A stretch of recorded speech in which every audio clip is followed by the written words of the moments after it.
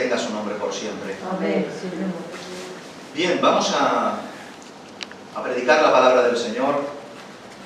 Vamos a continuar con nuestro culto de lectura, Evangelio de Marcos.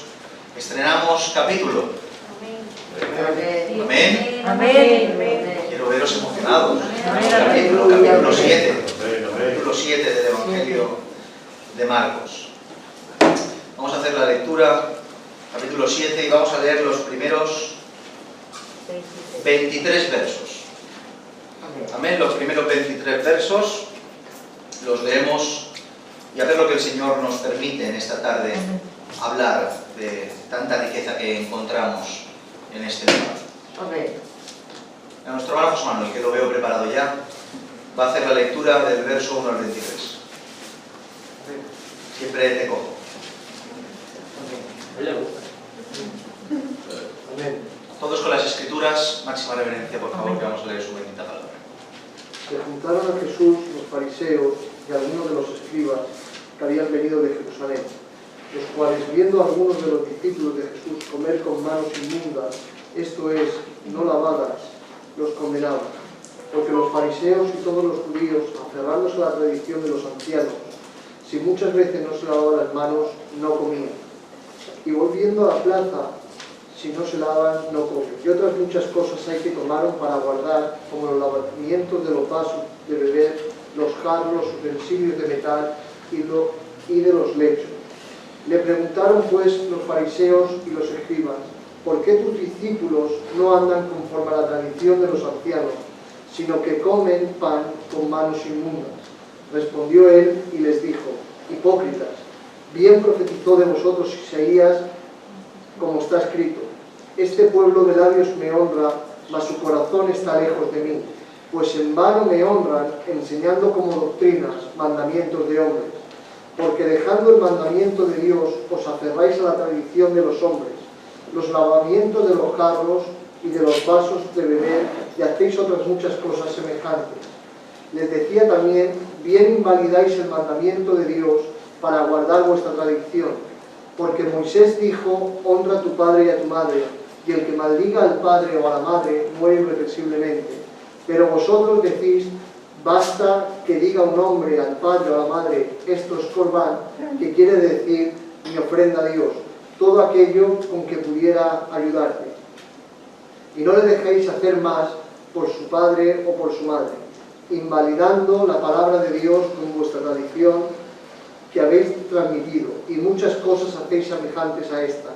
Y llamando así a toda la multitud les dijo, oídme todos y entended, no hay nada fuera del hombre que entre en él que le pueda contaminar, pero lo que sale de él, eso es lo que contamina al hombre. Si alguno tiene oídos para oír, oiga. Cuando se alejó de la multitud y entró en casa, le preguntaron sus discípulos sobre esta parábola. Él les dijo, ¿también vosotros estáis así sin entendimiento? ¿No entendéis que todo lo de fuera que entra en el hombre no le puede contaminar, porque no entra en su corazón, sino en el vientre y sale a la letrina? Esto decía haciendo limpio todos los alimentos, pero decía que lo del hombre sale, eso contamina al hombre, porque de dentro del corazón de los hombres salen los malos pensamientos, los adulterios, las fornicaciones, los homicidios, los hurtos, las avaricias, las maldades, el engaño, la lascivia, la envidia, la maledicencia, la soberbia, la insensatez. Todas estas cosas, maldades, de dentro salen y contaminan al hombre. Amén. Amén a su palabra. Amén. Amén. Sí, Señor. Hermosa lectura. Amén. De verdad que me encanta que leamos las escrituras juntos en la Amén. congregación. Amén. Que pasen los años y hayamos leído toda la Biblia en voz alta desde este Amén. momento. Amén. Gloria al Señor. Bien, nos encontramos juntamente y justamente en las costas, hagamos un poco de memoria, en las costas de Genesaret. Salimos del capítulo 6, ¿recuerdan? El capítulo 6. Y estamos justamente en esas costas de Genesaret después de una nueva travesía por parte de los discípulos accidentada. Los discípulos, los barcos y el mar no se llevaban bien. Cada vez que lo hacían y cruzaban de un lado a otro, temían la mundial. Era algo así. Pero bueno, en medio de todo esto, Una travesía accidentada pero llena de provisión, llena de revelación y llena de aprendizaje. Amén. Y que todas las travesías sean así, accidentadas pero llenas de Él. Amén. Ya que si recordáis, en medio de esa negra noche se les apareció Jesús cuando estaban agotados de remar y no moverse, en medio de todas direcciones, en negra oscuridad, pero el Señor Jesús les apareció en medio de las aguas, caminando. Ellos creían que era un fantasma, pero no, para consolar sus corazones y decirles: no temáis, ven aquí, soy yo. Amén. Yo soy, trayéndoles consuelo a los discípulos. Pues estando en aquella costa, la cosa no cambió en absoluto una vez arribaron a la costa de Genesaret, ya que una vez más la multitud se juntó alrededor de Jesús para recibir el favor de Jesús. Nuevamente Jesús, movido a misericordia, los atendió, seguramente hizo un montón de milagros en medio de tanta enfermedad y tantos enfermos, obviamente predicó el Evangelio, pero en medio de todo esto, una vez más, volvemos a ver a Jesús teniendo que lidiar con sus principales detractores, que casualmente deberían ser sus principales seguidores. Y estos que deberían ser sus principales seguidores y aquellos que indujeran al pueblo a seguirle, eran los principales detractores y los primeros que inducían al pueblo a aborrecerle. Todo al revés. Por eso nos encontramos con nuestro versículo 1. Se juntaron a Jesús los fariseos y algunos de los escribas que habían venido de Jerusalén. Como hemos dicho, se juntaron a Jesús algunos de estos fariseos y los escribas que vienen de Jerusalén. Como bien saben, los escribas y fariseos eran aquellos encargados, de alguna manera, aunque cada uno tenía su rol, de la instrucción y del liderazgo a nivel sinagogal, como aquel que dice. A nivel de congregación eran los encargados de llevar la escritura, la interpretación y la conducción de la vida religiosa más allá del templo al pueblo. Eran más cercanos al pueblo, ya que en el templo estaban los saduceos y estaban tan vinculados con Roma que eran más lejanos al templo en este sentido. Estos eran los escribas y los fariseos. Quizá habían venido por un motivo diferente, se encontraban ahí por los alrededores de Genesaret, Capernaum, por esos lugares, simplemente por casualidad se enteraron que estaba Jesús y fueron, o más bien seguramente fueron adrede, a cosa hecha, a buscarle, porque desde que Jesús comenzó e inició su ministerio, ya el chip del liderazgo del pueblo de Israel cambió, intentaba perseguirle y encontrarse con él para desacreditarle, porque le rompía todo el tinglao que tenían montado en medio de su pueblo. ¿Y por qué esta continua necesidad de acabar con aquel que en realidad vino a rescatarles? Precisamente por lo que les he dicho, porque Jesús representaba todo lo que ellos aborrecen y aborrecía todo lo que ellos falsamente intentaban representar. Este era Jesús para ellos. Aborrecía todo lo que ellos intentaban representar, y en cambio ellos aborrecían lo que verdaderamente él representaba. Era una contradicción completamente de espíritu, de persona, de dirección de palabra, de todo, mis hermanos.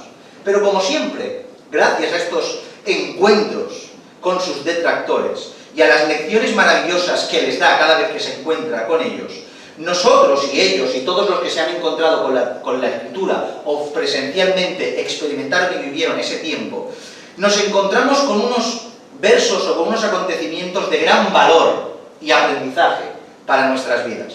En estos versos podemos ver, entre otras cosas, la importancia que Dios da a los padres y que Jesús se lo recuerda a este grupo, de honrar a los padres. Podemos ver el peligro de una mala tradición heredada.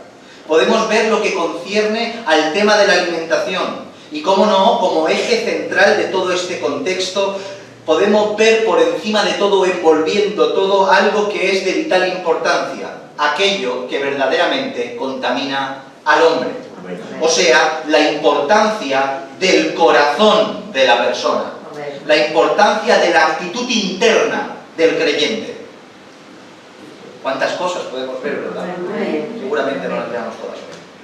En el versículo 2 dice: los cuales, viendo a algunos de los discípulos de Jesús comer pan con manos inmundas, esto es, no lavadas, los condenaban. Los cuales, estos fariseos y escribas, viendo a los discípulos comer pan con las manos inmundas, no lavadas, los condenaban. Podemos ver cómo cualquier situación era perfecta para contender con Jesús. Porque en esta ocasión no era Jesús quien estaba comiendo con las manos sucias este pan, y ni siquiera los 12. Dice que algunos de los discípulos estaban comiendo pan con las manos sucias, pero a ellos les faltaba poco para ir para adelante. Porque el que quiere sacar algo, lo saca de la nada. No necesita exactamente que pase algo, busca el menor resquicio para el enfrentamiento, porque no busca una verdad, una corrección, no va de parte de Dios, va propiciado por su concupiscencia. Por tanto, no había una realidad en ese momento. Sí que la había, pero minoritaria. Un par de discípulos, a saber, igual uno, que estaba comiendo con las manos sucias, y ellos enseguida van a Jesús para reprenderle, intentar encontrar un fallo en su manera de ejecutar y de pensar en esta ocasión. Aún así, como en otras ocasiones, les era suficiente, como hemos dicho, para intentar todo esto. Pero, ¿qué es lo que estaban hablando? ¿De qué es lo que les estaban acusando a Jesús y a sus discípulos respecto a todo esto que estamos viendo? ¿Qué significa todo esto? ¿Por qué les acusan? ¿Por qué se ofenden porque se comían pan con las manos sucias?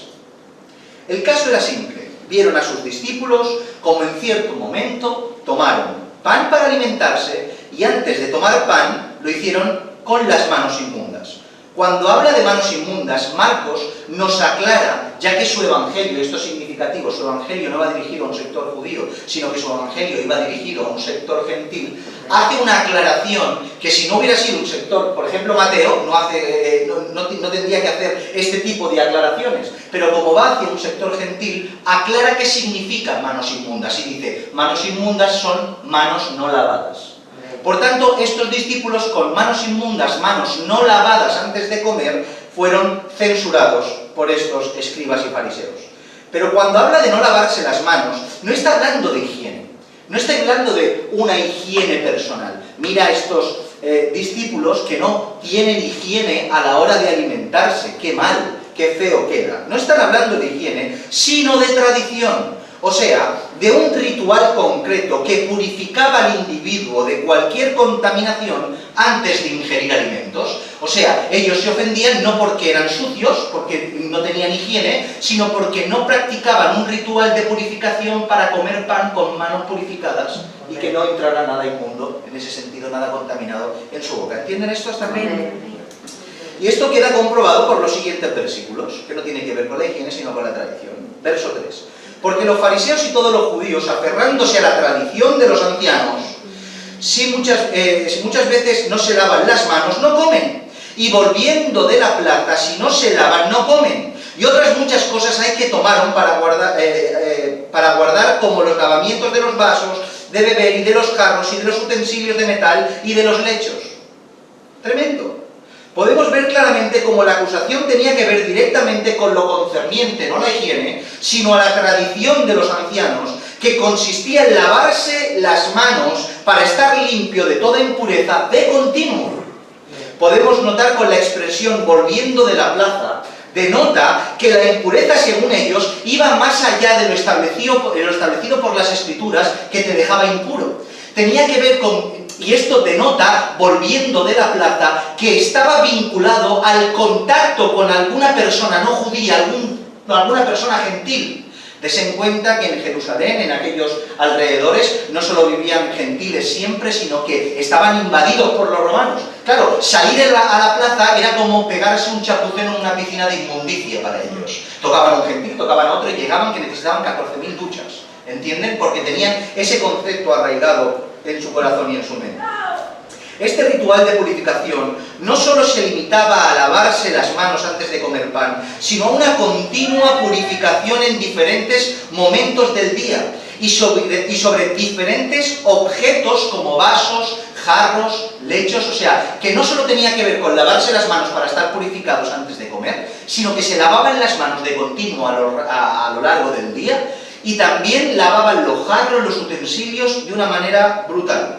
Marcos matiza que si no hacían esto, se quedaban sin comer.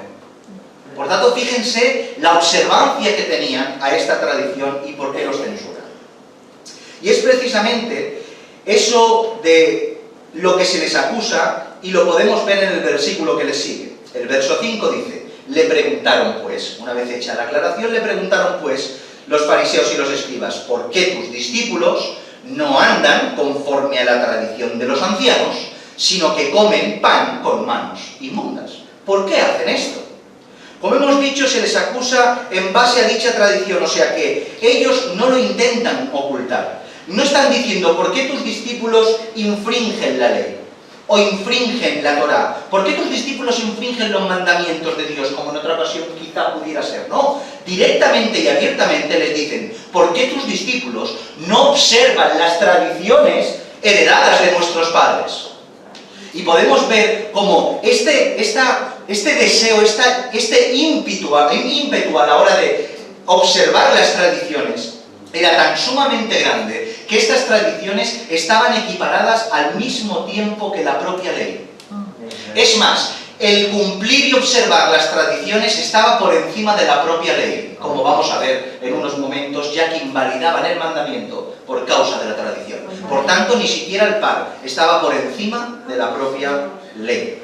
El verso 6, respondiendo él les dijo, hipócritas, bien profetizó de vosotros Isaías, como está escrito, este pueblo de labios me honra, mas su corazón está lejos de mí. Pues en vano me honran enseñando como doctrina mandamientos de hombres, porque dejando el mandamiento de Dios, os aferráis a la tradición de los hombres, los lavamientos de jarros y de vasos de beber, y hacéis otras muchas cosas semejantes. Les decía también, bien invalidáis el mandamiento de Dios por guardar vuestra tradición. ¿Notan?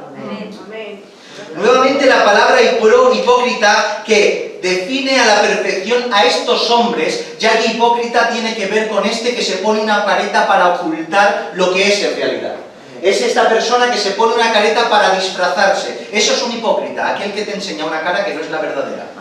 Y por eso les llama de continuo hipócritas. En el Evangelio de Mateo les dice todo el rato, oh escribas hipócritas, oh escribas y fariseos, todo el rato. ¿Por qué? Porque esa era la tendencia de estos hombres, presentar una cara que en realidad no era la suya, verdadera. Y por eso les grita hipócritas. Jesús les cita las Escrituras para descubrir dicha hipocresía.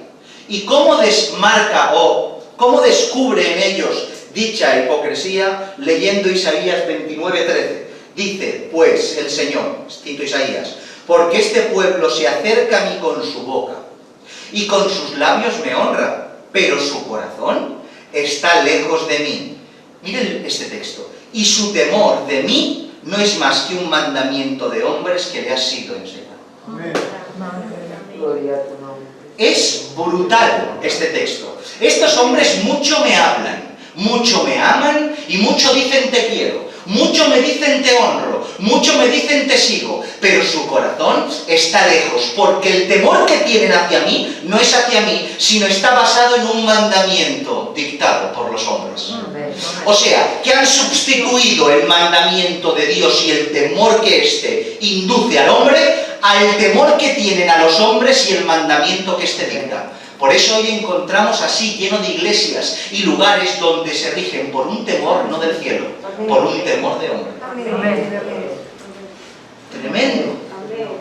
Notemos cómo el disfraz se hace evidente. Por fuera apariencia de verdad, pero por dentro plena oscuridad.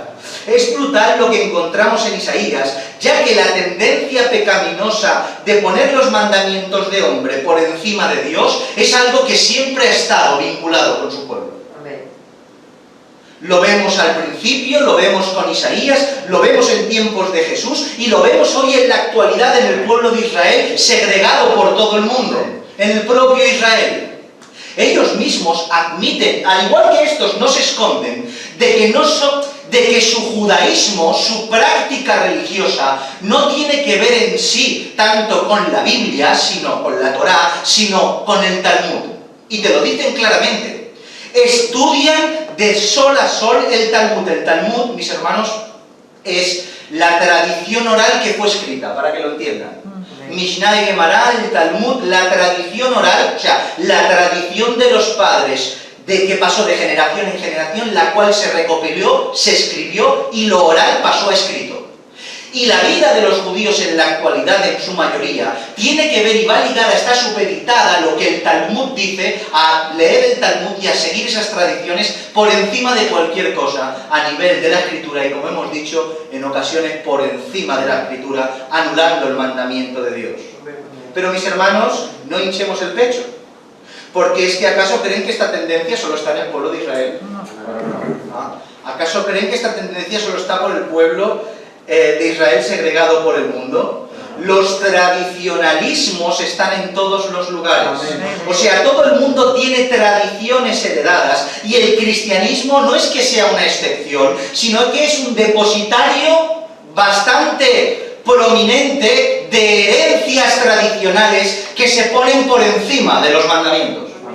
Y a lo largo de la historia hemos visto cómo estas tradiciones paganas se han ido pegando al cristianismo y se han heredado y se han hecho parte de la tradición. Y están tan sumamente arraigadas que somos incapaces en la actualidad de sobreponernos, extraerla de en medio nuestra, aun sabiendo que van en contra de los principales mandamientos. ¿Qué pasa de la Navidad?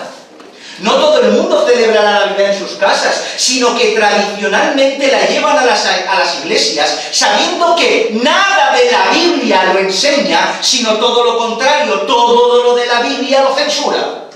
Pero como está la tradición por encima, ponen la tradición por encima del mandamiento. Por tanto, no solo es el pueblo de Israel, somos usted y yo. Por desgracia, donde hay tradición, mis hermanos, a no ser que se haya, que minuciosamente se observe y seamos hombres muy del Señor, siempre se tiende a poner por encima del mandamiento. Siempre se tiende a poner por encima del mandamiento.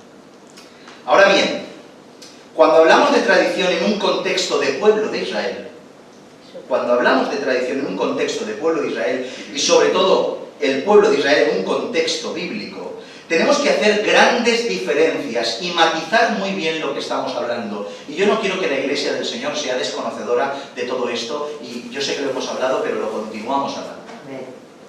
Les hago una pregunta, ¿la tradición en sí es pecado? ¿La tradición en sí es pecaminosa en sí misma? No. La tradición en sí, en absoluto, es pecado. O sea, cualquier tipo de tradición practicada dentro de su pueblo es pecado sin más. Absolutamente no. Tenemos que hacer una diferencia entre lo que es pecado y lo que no es dentro de la tradición.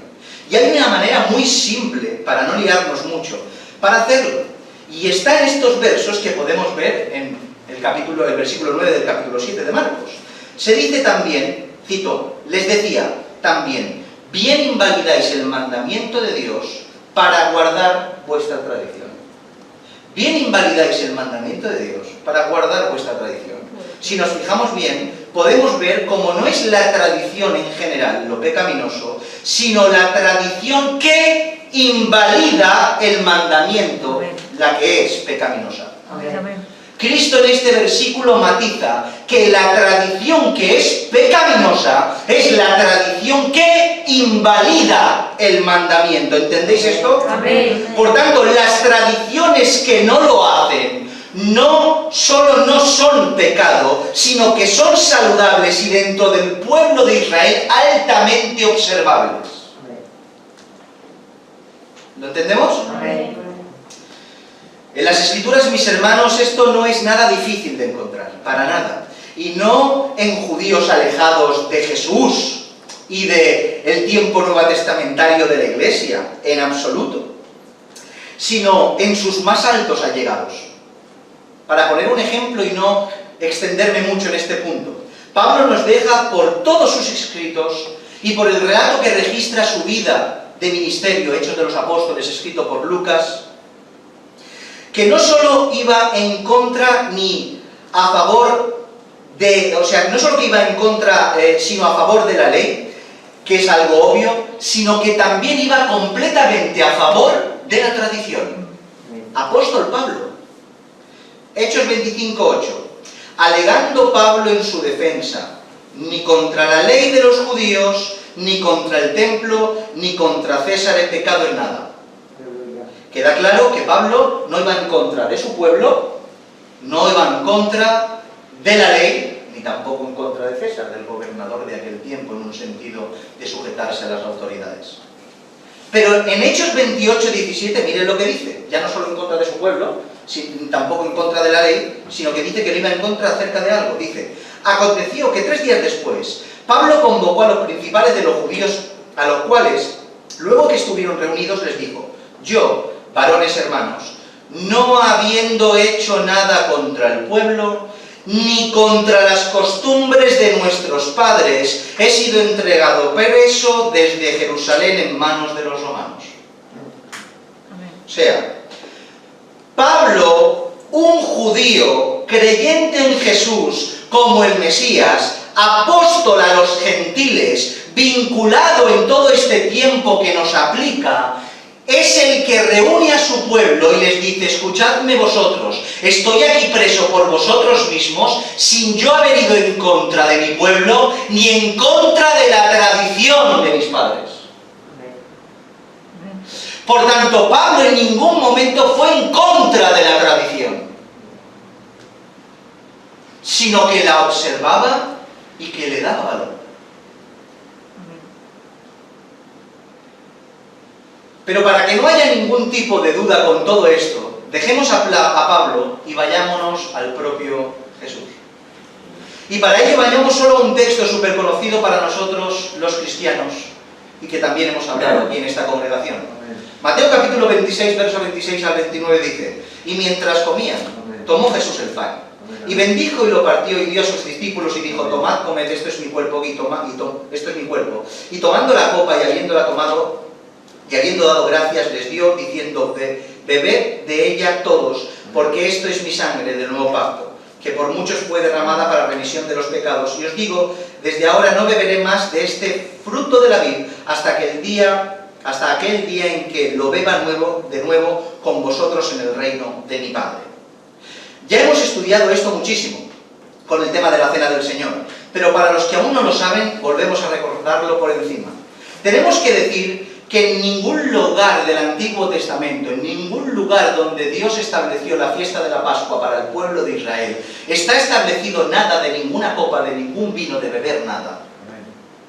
En ningún lugar. O sea, el pueblo de Israel, cuando tiene que celebrar la Pascua, no tiene por mandamiento beber ningún tipo de copa, de vino. ¿Y cómo es posible que nuestro Señor Jesucristo, ahora aquí, cuando celebra la Pascua con sus discípulos, incluya una copa que el propio mandamiento, la propia ley, lo omite? Simple. Las copas, las 4 copas en concreto, era una tradición heredada de los padres.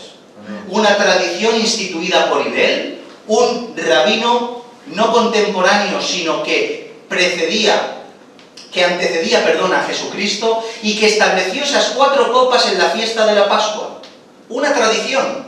Y ahora vemos cómo Jesús toma esa tradición, que no invalida el mandamiento, y participa con sus discípulos de la Pascua con una tradición que no está escrita como ley en las Escrituras. Evidentemente, ninguno nos atreveríamos a decir que Jesucristo invalidaba el mandamiento por la tradición, o que la tradición era bueno, no, sino que Jesús veía como válido, como bueno y agradable a Dios tomar dicha tradición y aplicársela a su vida. Pero no solo eso, mis hermanos, esto ya es para morir.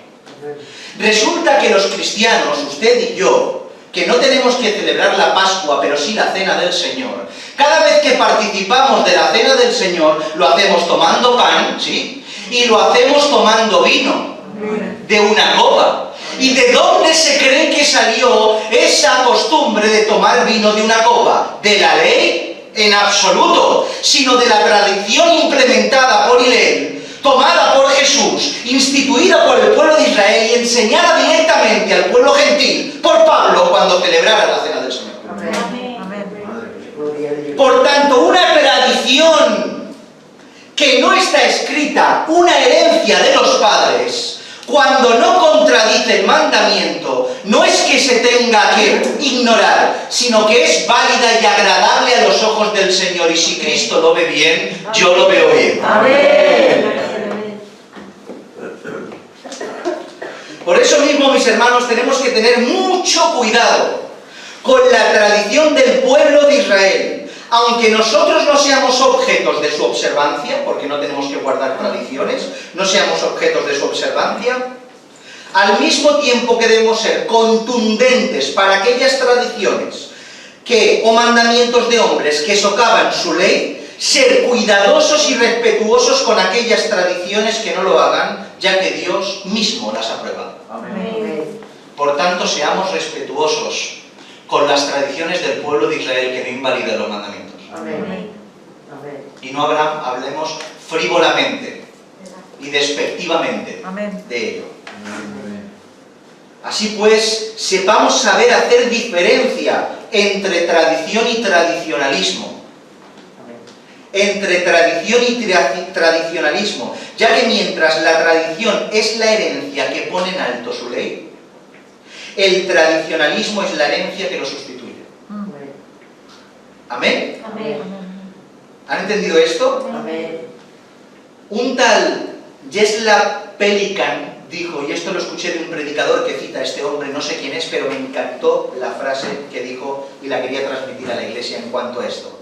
Dice, cito, la tradición es la fe viva de los muertos, pero el tradicionalismo es la fe muerta de los vivos. Tremendo. Otra vez, la tradición es la fe viva de los muertos. O sea, aquellos que nos dejaron atrás nos dejaron una tradición que es fe viva, pero el tradicionalismo es la fe muerta de los vivos. O sea, estos vivos que viven según la tradición con una fe muerta. ¡Tremendo! Por tanto, la tradición tiene su valor y su lugar, obviamente siempre subyugada y por debajo de la Escritura, pero tiene su lugar a los ojos del Señor siempre que no invalide el mandamiento y honre a nuestro Padre Celestial. Gloria al Señor. ¿Han entendido esto de la tradición? Importante. Seguimos un poco más. En estos siguientes versos podemos ver un contundente ejemplo que deja en evidencia la conducta pecaminosa del personal, concernientemente a la mala aplicación de la tradición. Dice el 10, porque Moisés dijo, honra a tu padre y a tu madre, y el que maldiga al padre y a la madre muera irreprensiblemente. Pero vosotros decís, basta que diga un nombre al padre o a la madre, es corbán, que quiere decir mi ofrenda a Dios, todo aquello con que pudiera ayudarte, y no les dejáis hacer más por su padre o por su madre, invalidando la palabra de Dios con vuestra tradición que habéis transmitido, y muchas cosas hacéis semejantes a estas. Vaya tunda les está dando nuestro Señor Jesucristo. Como hemos dicho, el ejemplo es contundente y deja en evidencia una práctica totalmente pecaminosa producido por esta tradición de hombre que invalida el mandamiento. Lo primero que notamos, y me gustaría resaltar en este paréntesis, porque no tenemos prisa y queremos aprender todas las cosas, es que Jesús, como es natural en él y en el resto de escrituras, menciona la ley de Dios como la ley de Moisés. ¿Sí? Dice, Moisés dijo. Acabamos de leer, Moisés dijo. Pero sabemos a la perfección que aunque Moisés dijera, no fue de Moisés quien salió, sino de Dios que se lo ordenó. Por tanto, Dios mandó y Moisés reprodujo aquello que escuchó. ¿Estáis de acuerdo? Por tanto, todos aquellos que en ocasiones hablamos de la ley de Moisés, ustedes no lo han escuchado, yo lo he escuchado cientos de veces. Hablar de la ley de Moisés como si no tuviera que ver con Dios, como si tuviera que ver unos mandamientos con el pueblo de Israel y que nada tuviera que ver con la santidad. La ley de Moisés. Pero la ley de Moisés no es la ley de Moisés, es la ley de Dios. La ley de Moisés no es la ley del pueblo, es la ley de Dios. Por tanto, cada vez que escuchamos ley de Moisés, es exactamente lo mismo que es decir, es la ley de Dios. Por tanto, no podemos hacer porque nuestra mente ha sido mal enseñada y cuando escuchamos ley de Moisés se activan ciertos mecanismos extraños en nuestro cerebro y alma heredados de tantos años y nos hacen pensar que es algo pecaminoso o algo que no tiene que ver con nosotros. Ley de Moisés, qué mal, pero no, mis hermanos, la ley de Moisés es lo que está aquí.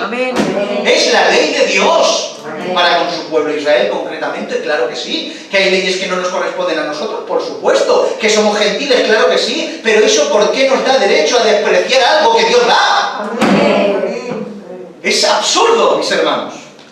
Y pecaminoso, obviamente. Jesús les recuerda en primer lugar que el honrar a los padres no es cosa liviana. O sea, honrar a los padres es algo que se tiene que tener con mucho temor y observar con mucho temor.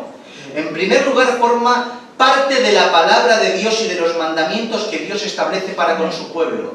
Honrarás a tu padre y a tu madre. Y no solo se lo dice así como suelto entre medio, que tiene el mismo valor, pero forma parte del decálogo, el quinto mandamiento. Por tanto, Dios, cuando redujo su ley a 10 palabras, 10 mandamientos, incluyó como importante el honrar a tus padres. En segundo lugar, podemos ver el grado de importancia que tienen los padres y lo terrible que es despreciarlos y menos maldecirlos. En el Levítico capítulo 20, verso 9 dice: todo hombre que maldijere a su padre o a su madre, de cierto morirá. O su padre o su madre, a su padre o su madre maldijo, su sangre será sobre él. Por tanto, Jesús toma esta porción de las Escrituras de Éxodo, toma esta porción de las Escrituras de Levítico y les habla de honrar a los padres y cuán terrible es maldecirlos, y estos que los maldigan morirán. ¿Qué es lo que el pueblo hacía? En cuanto, y lo que los fariseos y escriban, porque si notan, el pueblo lo hacía, pero inducido por los fariseos. Hay un momento que dice: es que no les dejáis hacer más. O sea, te enseño esto y no te dejo más, de aquí no pases, se hace esto. Era inducción, era enseñanza directa del liderazgo del pueblo de Israel en aquel tiempo. ¿Y qué es lo que estos fariseos, escribas, este liderazgo hacía en cuanto a la responsabilidad que tenía que tener el pueblo para con sus padres? ¿Qué les enseñaban? Los fariseos y los escribas idearon una serie de trampas para evitar la responsabilidad que tenían los hijos hacia los padres. Estas trampas tienen que ver con el simple hecho de decir, cuando los padres requerían ayuda de sus hijos, que esta ayuda que requerían, los hijos decían: esto es corbán, quedando excluidos de la responsabilidad de ayudarles. Corbán es lo mismo que decir el sacrificio. Este es el sacrificio, la ofrenda, ¿vale? Esto es ofrenda, padre, madre, esto es ofrenda. Esto que me pedís que os ayude es para la ofrenda. Por tanto, aquello que declaraban corbán se suponía que era para el servicio y el sacrificio para Dios, quedando así exentos de utilizar un recurso para ayudar a sus padres. Por tanto, ese corbán incluía la ayuda y atención a sus padres, creyendo que así lo honraban. O sea, fíjense la maldad y la tergiversación y la picardía mala de estas personas. Cuando los padres venían a ayudar y decían: hijo, ¿tienes algo para ayudarme? ¿Me puedes dar esta paloma? ¿O me puedes dar este cordero o este puñado de grano? Ellos decían: no, es corbán, lo necesito para servir al Señor. Y entonces, cuando decían que es corbán, se eximían de la responsabilidad, y al mismo tiempo que no ayudaban a sus padres, ellos, cuando ofrecían esa ofrenda, decían que la ayuda a los padres estaba implícita en la ofrenda que daban. Por tanto, el corderito que le negaban a sus padres para comer era la manera que ellos tenían de honrarlos cuando lo sacrificaban. Dicho de otra manera, es como si usted, un ejemplo, ¿vale? No aplicable directamente, pero para que lo entiendan. Ustedes tienen que hacer una ofrenda a la congregación y ofrendar, y resulta que vienen sus padres a pedirles ayuda y tienen esos 5 euros y dicen: no, es para la ofrenda. Y después, echando en la ofrenda esos 5 euros, ustedes están diciendo que ya con esos 5 euros honraron y ayudaron a sus padres.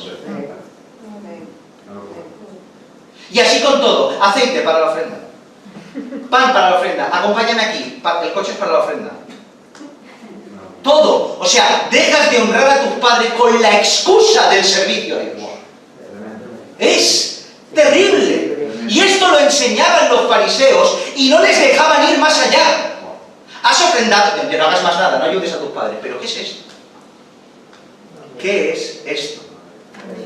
Pero, mis hermanos, honrar a los padres va mucho más allá de una acción o dos, de un gesto de misericordia o de limosna, o un día de ayuda fría, sin corazón y sin atención. Honrar a los padres tiene que ver con algo que sale de dentro hacia afuera.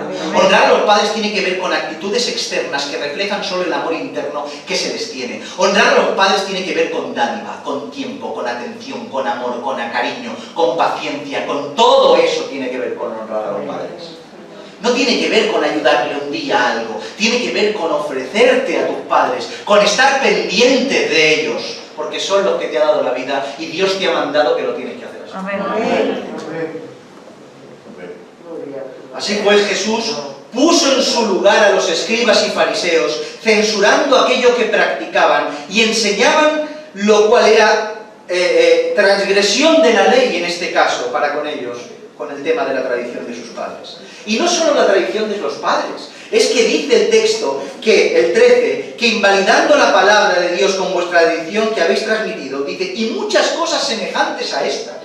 Dese en cuenta que les está reprendiendo porque censuran a sus discípulos con el tema de las manos sucias y manos limpias, etcétera, etcétera. Y él les pone un ejemplo con lo que hacen que invalidáis el mandamiento por medio de la tradición. Y les pone un ejemplo, honrar a tus padres, pero le pone uno. Aquí dice que muchas, estáis todo el día así. Vuestra vida está rodeada de todo esto. Vivís por la tradición y cada tradición que tenéis es una ofensa a Dios. Porque cada tradición invalida el mandamiento. Obviamente hemos demostrado que habían tradiciones saludables, sanas, bíblicas, que Jesús y los apóstoles practicaban, pero en su porcentaje mayoritario eran tradiciones que solo enriquecían su propio ego con consistencia y nada más.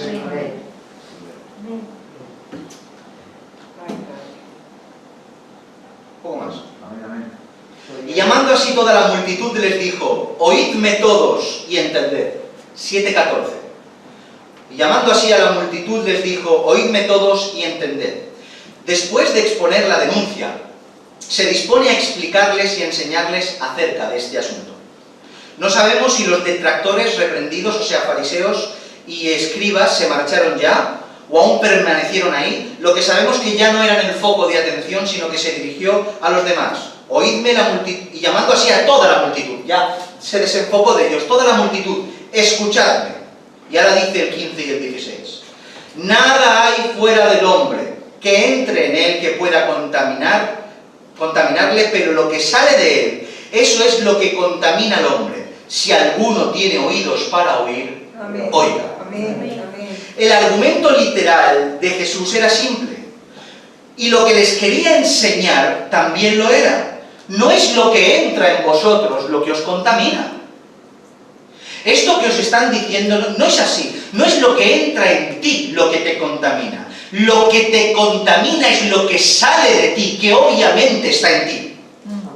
Podemos ver cómo parece que estas palabras culminan el discurso de Jesús. Y aquí termina su discurso, dejando a la audiencia estupefacta, incluido a sus propios discípulos. Es por eso que el verso que le sigue leemos lo siguiente. ¿Estamos aquí? Amén. Continuamos un poco más, ¿verdad? Amén. Cuando se alejó de la multitud y entró en casa, le preguntaron sus discípulos sobre la parábola. Alejados ya, por un lado los fariseos y escribas y por otro lado la multitud, entró en casa juntamente con sus discípulos. Esta expresión, entró en casa, podemos entenderlo como que entró en casa de algún conocido, porque era costumbre que algún conocido de allí de los alrededores brindara la casa a Jesús y a los discípulos, o quizá fuera la casa de alguno de los discípulos, o quizá estaban cerca de Capernaum y Jesús quizá tuviera una casa por ahí. La cuestión es que despidieron a la multitud, dejaron a los fariseos y los escribas, y juntamente con los discípulos entraron en una casa, aunque no sepamos dónde entraron ahí. Una vez entrando en casa, sus discípulos preguntan acerca de esta parábola. En este caso, la parábola no viene a significar un relato completo, sino solo una expresión, una frase, un principio que Jesús soltó en una sola frase en 2 versículos, el 15 y el 16. Nada hay fuera del hombre que entre en él que pueda contaminarlo, pero lo que sale de él, eso es lo que contamina al hombre. Es normal que le preguntaran, en cierta medida, porque después veremos que no era tan normal. Pero es normal que le preguntaran, ya que no hubo por su parte ninguna explicación al respecto. O sea, Jesús soltó eso, me despido, nos vamos a casa. Y es normal que tuvieran inquietudes, en cierta medida, repito. Y por otro lado, ellos saben que no podía significar literalmente lo que quiso decir Jesús, ya que ellos sabían, no de la tradición, sino de la propia Escritura, que no podían comer cualquier cosa, y también sabían, no por la tradición y por la Escritura, que habían ciertas acciones y cierto contacto con ciertas cosas que contaminaban al individuo. Por tanto, tanto ciertos mandamientos particulares y ciertas acciones que te contaminaban, hacían que el alimento que ingerías no podría ingerirse porque era inmundo, o bien porque estaba ordenado, o bien porque tú habías sido contaminado y lo habías tocado. Por tanto, con ese conocimiento, le preguntan qué es lo que nos has querido decir con la parábola, porque literalmente tal cual hay algo que nos descuadra. ¿Entienden esto? Amén, amén. En primera instancia podemos ver cómo todos estaban sin entendimiento. Y dice el texto, dice el 18, Él les dijo, ¿también vosotros estáis sin entendimiento? ¿Notan? A mí de verdad que esto me ha golpeado, de verdad, porque me lo he tomado para mí, ¿sabes? También tú estás sin entendimiento cuando no entiendo las cosas, cuando no hago las cosas bien, cuando debería saber algo que no sé, y lo he recibido así, aún estás sin entendimiento, ¿pero qué haces? Sigue, ¿no entendéis que todo lo de fuera que entra en el hombre no puede contaminar? Porque no entra en su corazón sino al vientre y sale a la letrina. Esto decía haciendo limpios todos los alimentos. Pero decía que lo que del hombre sale, eso contamina al hombre. Porque de dentro del corazón de los hombres salen los malos pensamientos, los adulterios, las fornicaciones, los homicidios, los hurtos, las avaricias, las maldades, el engaño, la lascivia, la envidia, la maledicencia, la soberbia, la insensatez. Todas estas maldades de dentro salen y contaminan al hombre. Amén. Este es el eje central de todo este pasaje. Amén. En primera instancia podemos ver cómo todos estaban, como hemos dicho, sin entendimiento. Por un lado escribas, por otro fariseos, por otro el pueblo, pero por desgracia también los discípulos que estaban cercanos a él. Y por eso Jesús les dice, también vosotros estáis sin entendimiento. Esta expresión no denota sorpresa. No denota sorpresa como también vosotros, sino que denota una expresión para hacerles entender que deberían saber ya todas estas cosas. Que deberían estar instruidos ya en todas estas cosas. Porque Jesús estaba con ellos. Deberíais vosotros saber ya también a vosotros, que se lo explique a ellos, pero a vosotros también os lo tengo que explicar. Sabemos por el mero hecho de que los discípulos comieron sin lavarse las manos, que tuvieron instrucción y permiso del propio Señor Jesucristo. Porque no iban a hacer una cosa sin permiso y sin dirección del Señor Jesucristo. Y ellos comieron con las manos sucias. Y ahora se extrañan, ¿también vosotros sois desconocedores de esto? Por otro lado, y ellos deberían ser conocedores de ello, de que Jesús no observaba esta tradición de lavarse las manos ritualmente antes de comer. En este caso, es verdad que no le vieron lavarse las manos, o sea, comer con manos sucias el pan, pero en otra ocasión sí. Y ellos tenían que ser conocedores que seguro en cualquier ocasión habrían visto a su amado maestro comer sin el ritual de la tradición del Netilat Yadayim, como le llaman, de lavarse las manos. En Lucas 11, 37-38 dice lo siguiente. Luego que hubo hablado, le rogó a un fariseo que comiese con él. Y entrando Jesús en la casa se sentó a la mesa. El fariseo, cuando lo vio, se extrañó de que no se hubiese lavado antes de comer. Por tanto, Jesús no observaba esa tradición, porque entendía que esa tradición, de alguna o de otra manera tal cual se presentaba, no honraba ni beneficiaba en absoluto a la vida que tenía que tener.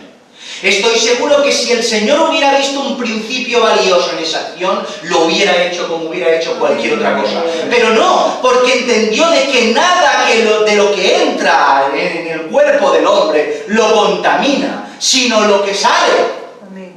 Y él no lo observaba, ni lo enseñaba, ni censuraba a aquellos que no lo hacían.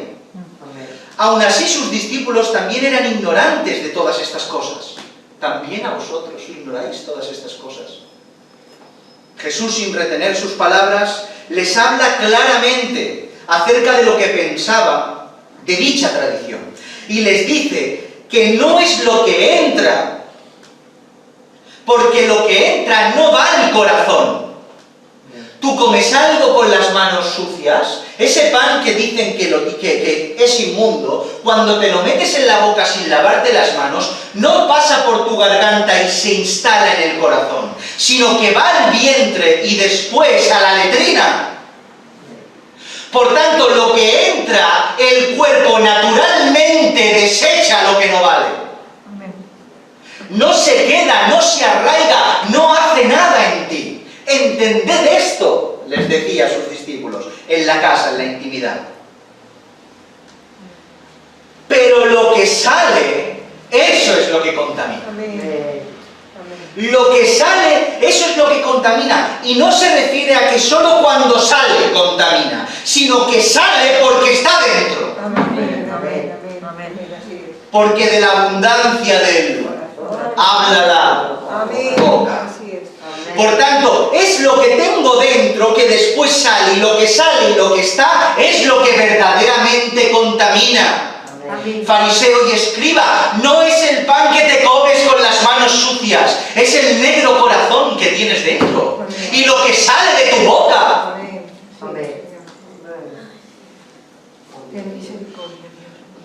Es entonces cuando hace una lista de algunos de estos pecados internos que contaminan al hombre. En esta ocasión nombra 13, pero hay muchísimos más.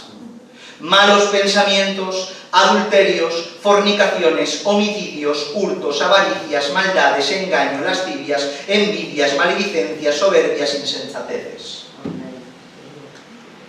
Podemos notar cómo estos pecados perversos se generan y tienen su origen desde lo más profundo, o sea, que no aparecen sin más de un día para otro, sino que albergan, toman fuerza, avivan, se arraigan en el corazón y en el alma y en la mente del individuo para salir con fuerza y pecaminosidad por fuera. No es un momento, en un impulso, en un segundo, es algo que nace, que sale desde dentro. Una persona no mata a otra de golpe y porrazo a no ser que haya un accidente, sino que movido por la envidia, movido por la ira, movido por la venganza, movido por el odio, movido por el rencor, todo eso fragua en su corazón y llega un momento que se desinhibe y lo que tiene dentro sale por fuera y mata a la persona. ¿Por qué mató Caín y Abel? ¿Porque un día se le cruzó el cable? Sino porque no pudo soportar que Dios mirara a su hermano. No lo podía aguantar, que Dios mira a mi hermano. Y a mí no. Y la envidia, el odio, el rencor, la avaricia, todo se engendró dentro del corazón. Y premeditadamente trazó el plan. Quedó con su hermano. Y su hermano, ¿cómo no se va a fiar? Su hermano, ¿dónde vamos aquí? Y salieron fuera. Y tomó y lo mató. Podemos ver cómo el mismo Jesús nos enseña lo siguiente en Mateo capítulo 5, versos 27 y 28. Oísteis que fue dicho, no cometerás adulterio, pero yo os digo que cualquiera que mira a una mujer para codiciarla, ya adulteró con ella en su corazón. Por tanto, podemos entender que el adulterio antes de consumarse ya se cometió en el corazón del hombre o de la mujer estando en su casa. Porque nace de dentro hacia afuera. Hay un desajuste interno y de lo que está dentro emerge hacia afuera. Es por eso mismo, mis hermanos, que los pecados que están arraigados en el corazón recta final son los más terribles de todos, ya que son los pecados y las tentaciones que siempre te acompañan. Por eso son tan terribles, porque no los puedes aparcar, porque van contigo a todos los sitios donde vas. Cuando hablamos de la dificultad que tiene un alcohólico con el tema de dejar el alcohol, un exalcohólico, ¿qué decimos? Que intente poner cerco al mandamiento. Una de las maneras de evitar la tentación es no entrar a los bares. Nunca, jamás, tomar café en los bancos. ¿Por qué? Porque evito la dificultad de la tentación de ver aquello que me buscó la ruina. Por tanto, evito, pongo un cerco al mandamiento. Así que cuando no entra al bar, de alguna manera, al menos una parte de esa tentación la deja aislada dentro del cerco. Pero ¿qué hacemos con aquel que envidia? ¿Qué hacemos con aquel que odia? ¿Qué hacemos con aquel que... etcétera, etcétera, etcétera? Esa persona le acompaña, es como si tuviera un bar continuo en su corazón. Y para poner un cerco no lo tiene que poner solamente fuera, sino que el cerco lo tiene que poner en su corazón. Y ese cerco es más difícil de mantener, se cae más rápido que el cerco que pones fuera. Porque el cerco que pones fuera tomas distancia. pero el cerco que pones dentro lo tienes contigo. Y tienes que luchar de continuo para que ese cerco quede fortalecido. Y cada día tienes que luchar y pedirle al Señor, Señor, apuntala esa ira en mi corazón. No permitas que salga. Ayúdame, Dios mío, por favor, Padre, a que eso se transforme en amor. Arranca de mí toda amargura, toda raíz de envidia, todo lo que tengo dentro, todo celo, toda cosa que tengo que no procede de ti. Pon un cerco inamovible dentro de mi corazón. Aleluya. Claro que es posible, pero infinitamente, obviamente, más difícil. Pero aunque sea más difícil, no es excusa. Todos tenemos que alejarnos de aquello que Dios aborrece. ¿Estáis de acuerdo conmigo? Amén.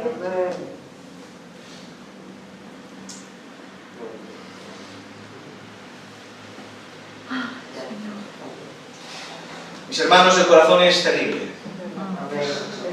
¿Lo creéis? Amén. El corazón es tremendo. Verdad.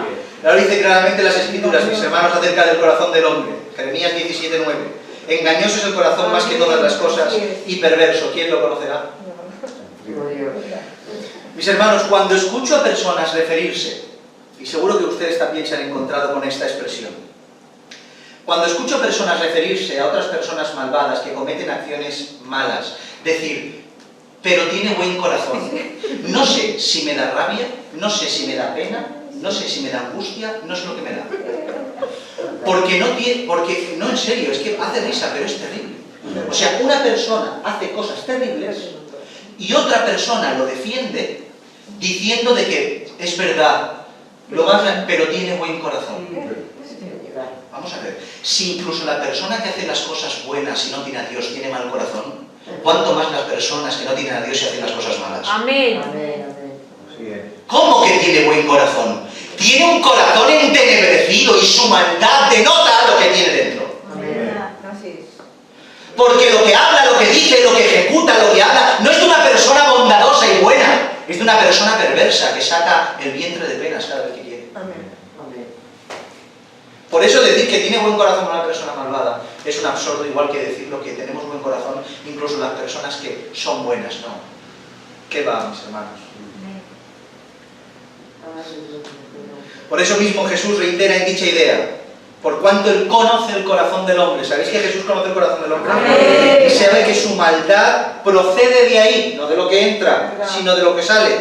Es por eso mismo que insiste en que nada que tenga relación con los alimentos ingeridos sin previa purificación ritual puede contaminar al hombre, ya que no es lo que entra, sino lo que sale. El ritual, mis hermanos, no cambia a las personas. El ritual no cambia a las personas, ni siquiera los expresados en las Escrituras. Y que nada tiene que ver con la tradición, tampoco. Lo que la ley dice en cuanto a lo ritual, en cuanto a lo externo, tampoco cambia a las personas. Son mandamientos después del cambio, no mandamientos para cambiarte. Mandamientos después del cambio, no mandamientos para cambiarte. Eso es imprescindible que lo entiendes. No se dieron para tal cosa, no tenían tal propósito, sino como ceremonia, como recordatorio, como dirección, como ayo, como cuidado, como alabanza, como santidad, como algo externo que reflejaba lo que sucede por dentro. Amén, amén. ¿Creéis esto? Amén. ¿Recuerdan lo que prediquemos y enseñemos acerca del bautismo? El bautismo es agua, mis hermanos. Agua salada, agua dulce, pero agua. Y ese agua puede lavarte por fuera, pero jamás te lavará por dentro. Pero sí que es un mandamiento que debemos cumplir y es un ritual, un mandamiento externo que viene a reflejar entre muchas cosas algo que ha sucedido internamente. Pero no tiene poder en sí ni el ritual ni el agua, sino aquel que te salvó previamente. Porque los que se bautizan ya fueron salvos antes de entrar a las aguas. Por eso, mis hermanos, tenemos que tener cuidado, porque ya dijimos que no estamos exentos de nada de esto. Y podemos caer como cayeron ellos y creer que la purificación externa puede limpiarnos por dentro. Quizá nosotros creamos que estamos exentos de rituales, pero entendamos no como rituales, sino como acciones puntuales que hacemos de continuo. Y creamos que a lo mejor los cultos, las vigilias, las oraciones, los ayunos, estar con los hermanos y tu disciplina diaria es algo externo que puede cambiarte por dentro. Te equivocas. Es algo imprescindible, necesario y que se tiene que cumplir a rajatabla, pero nunca lo externo te cambiará. Amén.